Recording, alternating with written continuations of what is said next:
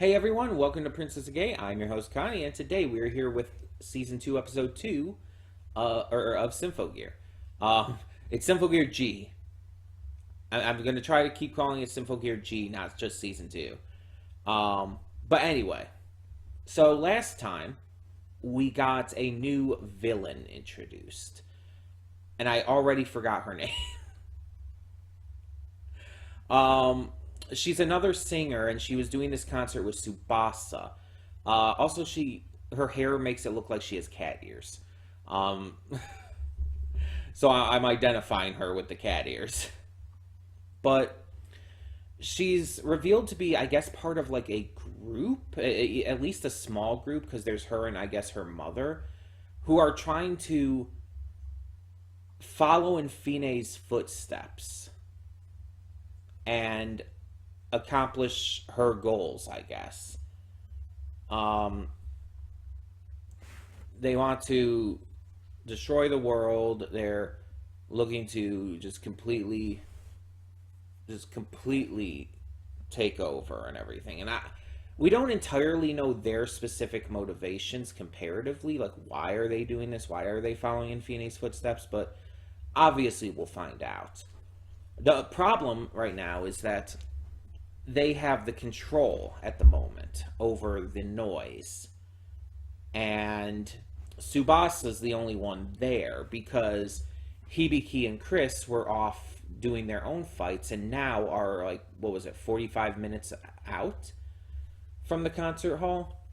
Which is bad, obviously. Like, that's not great for them to be separated at this moment. So it's gonna be interesting to see how this is handled. Right now, she's not attacking anyone. She's just having the noise stand by. No one's being attacked, but they're basically all under threat of such. And I feel like we're gonna get more info this episode on like maybe at least to some degree why, or excuse me, at least learn more about this character through the dialogue and the interactions and whatnot we see in this episode. That's what I'm guessing. But I don't know for sure. I don't know what to expect going forward with this. You could kind of be a little annoyed. I might have mentioned this last time, but that they're kind of just repeating Fine again, in a way. Because it's like, with a series like this, you want the new villains to be their own thing. And I'm hoping that this villain is her own thing. That she isn't just another Fine. But the fact that her plan is just to basically follow Fine's goals and plans and everything, I don't know, it's not looking great. It's like, I want her to be her own thing separate from that, and hopefully that happens. Obviously, no spoilers. But yeah, I guess we'll just have to find out.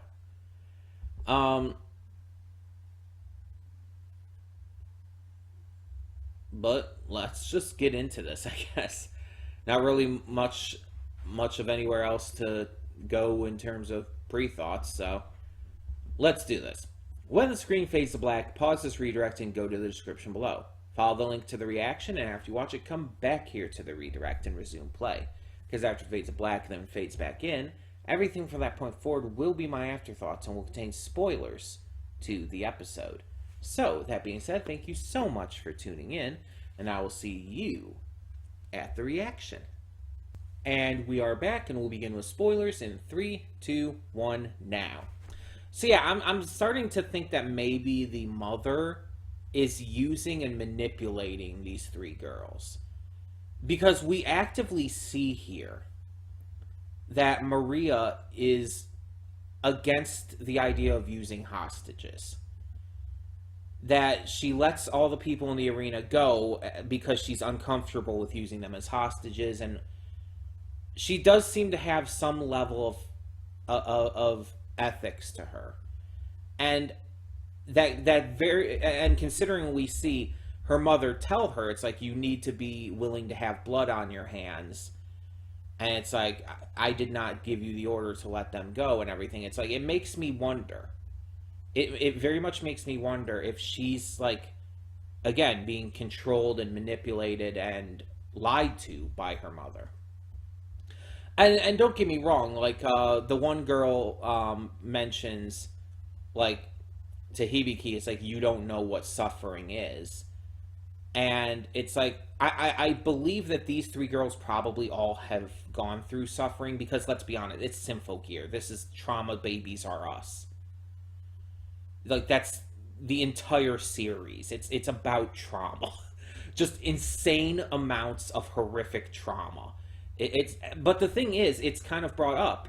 Like I was just talking about with the one girl calling out Hibiki. It's like, you don't know what suffering is. It's like, it's kind of true.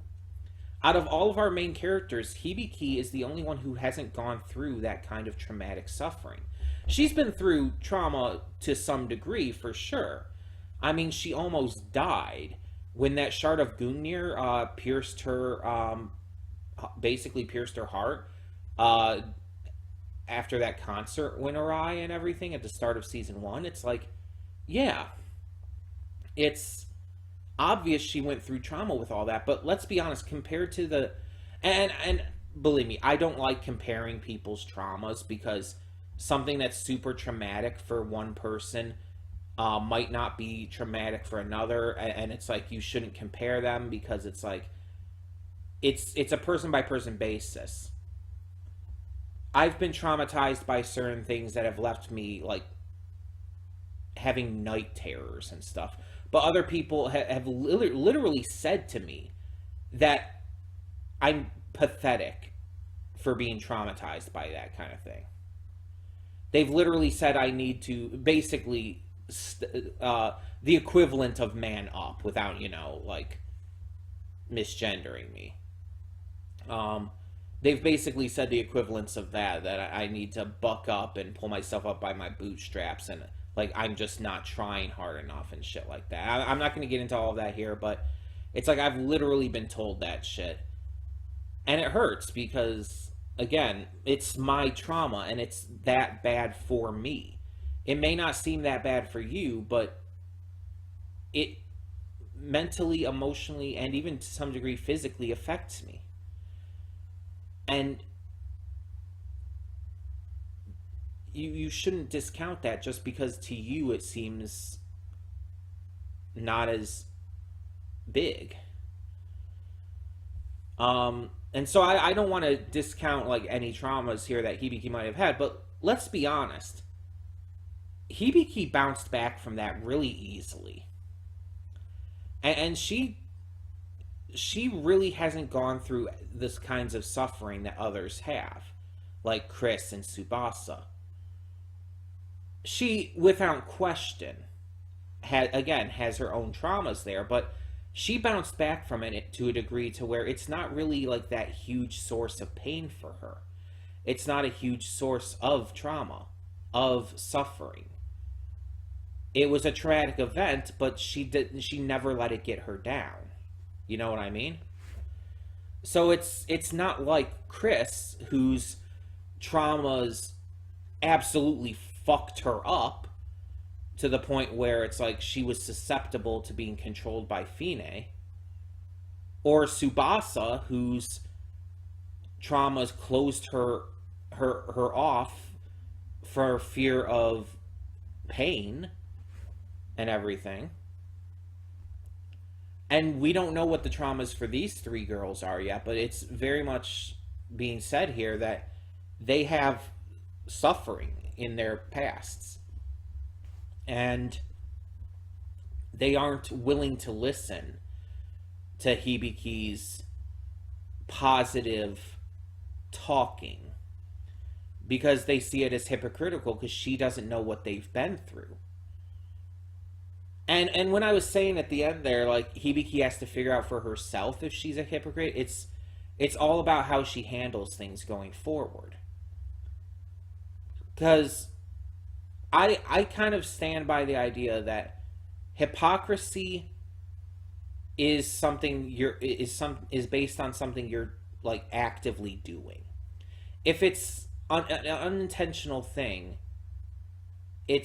I don't really count it with that. Um, I mean, you could say technically yes, it is still hypocrisy, but she has to choose whether or not to stay that way, whether or not to stay naive and um, ignorant to all the suffering that others are going through and how that affects her or doesn't. And she can either stay ignorant like that or choose to not stay ignorant, to, you know, learn, to grow. And knowing Hibiki, that's definitely what's going to happen. She's going to learn, she's going to grow, she's going to become a better person, and eventually she will be able to get through to them. I believe that. And I think Chris and Tsubasa will help with that as well. Chris seemed to have a notable part in the opening, so I think she's going to have some notable stuff this season, which makes sense because of her connection to Fine, the person, not the group. Now that there is this terrorist group literally trying to take over the world, calling themselves Fine and trying to follow in the person Fine's plans, it's like, yeah, that I feel like Chris having a bit of a role in this season just makes sense. Plus, she is one of the main characters. But with our main trio, we now have an anti-trio. We have an evil trio to deal with, which I think is actually like a really good decision. Because last season we basically just had Fine, Chris, for part of it until she sided with our heroes, and then the noise. But in this season now, we have an entire group of enemies, and so now that we have our main trio from the start, having the enemies include an evil trio is actually a really smart move, because we've seen this kind of thing in many anime and whatnot, where it's like there will be like this you have your group of heroes, and then the bad guys will have like their versions of that, like not necessarily like a direct copy, like, oh, this is Goku Black. I don't know why that's the thought that came to my mind. But it's not like something like that where it's just like, oh, it's just the bad guy just evil, or it's just the good guy just evil. No, it's like they're clear. Like Maria is clearly an alternate to Tsubasa, and then the other two I'm not entirely clear about. The girl with the dark hair and the, well, hair attacks. I'm thinking she's probably more like Chris, considering she seemed to be maybe the one focusing the most on the trauma, and she seemed also a little more aggressive than the others, which would mean the blonde-haired girl is more akin to Hibiki. Which, based on her personality from what we saw when the manager was talking to them, I could see that. But you could see how they're different characters, and they feel like different characters. But at the same time, they also come across as alternates to our main trio. They come across as just... There's a word for it, and I've been trying to think of it, and I can't think of it. But you get what I mean. I think that doing that in season 2 especially, though, like now that they've become a trio, our heroes, I think that's the right time to do it rather than waiting any longer. Because it's very clear, I feel, that they're going to add more heroes in. In fact, I would probably say that our trio of bad guys here all have a chance of joining the heroes. I don't know if all of them will, but I could see it. Though I will say, just based on knowing anime tropes and everything, if not all of them join the good guys in the end, then it's definitely going to be Maria who doesn't. That's just how that would go. Um, and it would probably be because she dies. But it could also be like maybe she does turn herself around and like maybe make a noble sacrifice. But the point is, it's very very obvious if any of them don't join the good guys in the end, it's going to be Maria.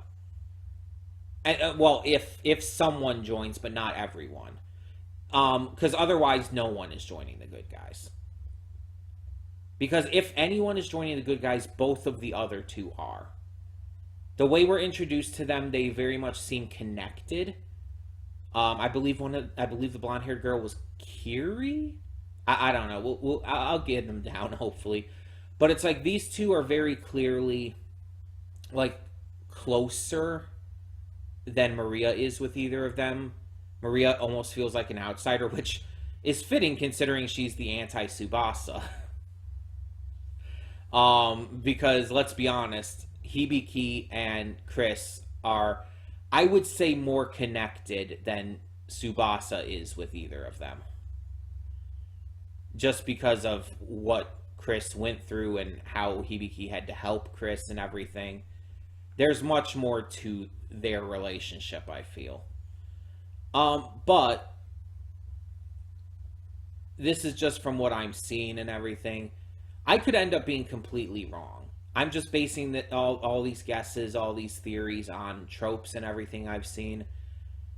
If I'm wrong, then I'll be surprised. And hey, I'm always good with surprises. And if I'm right, then hey, I know my tropes. I understand how anime works. It would also mean that this series isn't straying from those tropes, but that's not necessarily a bad thing. Tropes are not inherently bad. It just depends on how they're used. There's a lot of shows out there that use a lot of very classic tropes, and they just use them well. So it's like it's not a problem. It's not like an issue. It's not a hindrance to the series. But yeah. But yeah, these have been my theories. The biggest one is I do think the mother is manipulating and using the girls. I think that I don't. I think that they are being tricked into believing what they're believing. That is my biggest theory. That's the one I'm actually the most confident on. And again, if I'm wrong, I'm wrong. But that's the one I'm the most confident in right now. Just based on like the little things here and there that just seem to be pointing in that direction, I guess you could say. But there's also this other person at the end who comes in. It's like, ah, oh, Jesus fuck. So the question is, now what? Where do we go from here? Because Hibiki channeled all three of their superb songs into one harmony to defeat the noise, so that's done with. We have the bad guys having escaped, but their demands are still out there, and so they're basically still taking over the world. It's just like, where do we go from here? It's like, because I feel like trying to go back into like some slice of life moments, like at the school or whatnot, would feel kind of out of place here. It's like, even if things start to go peaceful for a little bit, it's like she did the time frame she gave them was only like a couple days, right? Am I wrong? I was thinking it was like 48 hours. So there's not a lot of time with this. This isn't just something they can just wave off and go back into doing some slice of lifey stuff or whatnot. I don't know. We'll see. We'll see how it all goes. But yeah, tell me in the comments below, obviously with no spoilers, What did you think of this episode of Symphogear? And as always, if I missed anything or misunderstood anything, please feel free to correct me, to explain things, because there's always going to be things I miss. There's going to be things I forget. This series has a lot of complexities to it. It does. And that's great, but my brain cannot always handle all of that. Like, I short circuit easily. There are some shows where I can handle a lot of information being thrown at me, but it's like I have to be like really into those shows. Something like One Piece. But like this, it's like I'm into this show. I like Symphogear, but just not to that level. But who knows? Maybe season 2 will actually bring me up to that level. I don't know. But yeah, either way, if I made any mistakes or anything, just feel free to correct me. Feel free to explain things I might not have seemed to have understood completely. All of that jazz. For now, though, thank you all so much for tuning in. And I'm Connie, and I'm signing off. See y'all next time.